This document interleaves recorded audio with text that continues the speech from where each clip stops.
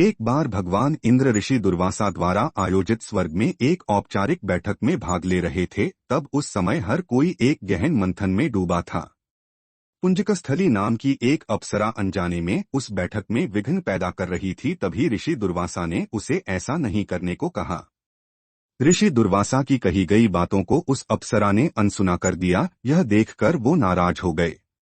तब ऋषि दुर्वासा ने उसे श्राप देते हुए कहा कि तुमने एक बंदर की तरह काम किया है, इसलिए तुम उसी प्रकार एक बंदरिया बन जाओ। ऋषि दुर्वासा के शाप की बात सुनकर अप्सरा को अपनी गलती का एहसास हुआ और वो उनसे रोते हुए क्षमा मांगने लगी। अप्सरा ने ऋषि दुर्वासा से कहा कि हे ऋषि, मुझे क्षमा कर दें, मैं आपको परेशान करने के लिए यह काम नहीं कर रही थी। मुझे इस बात का तनिक भी अंदाजा नहीं था कि मेरी ऐसी मूर्खता का मुझे ऐसा परिणाम मिलेगा। ऋषि दुर्वासा ने उसकी विनम्र विनती को देखकर अप्सरा से कहा कि हे प्रिय, तुम रो मत। अगले जन्म में तुम एक भगवान से शादी करोगी, लेकिन वह एक बंदर होगा और तुम्हारा जो पुत्र होगा वह बंदर ही होगा, जो बहुत ही शक्तिशाली होगा और भगवान श्री राम का प्रिय भक्त होगा। यह सुनकर पुंजकस्थली ने ऋषि दुर्वासा को नमस्कार करते हुए दिए गए श्राप को स्वीकार किया। तब माता अंजना का जन्म भगवान विराज से हुआ। जब माता अंजना विवाह योग्य हो गई तब उनकी शादी भगवान केसरी से हुई थी।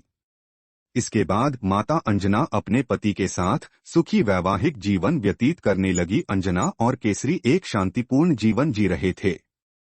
एक दिन शंखबल नामक जंगली हाथी ने अपना नियंत्रण खो दिया और हंगामा खड़ा कर दिया।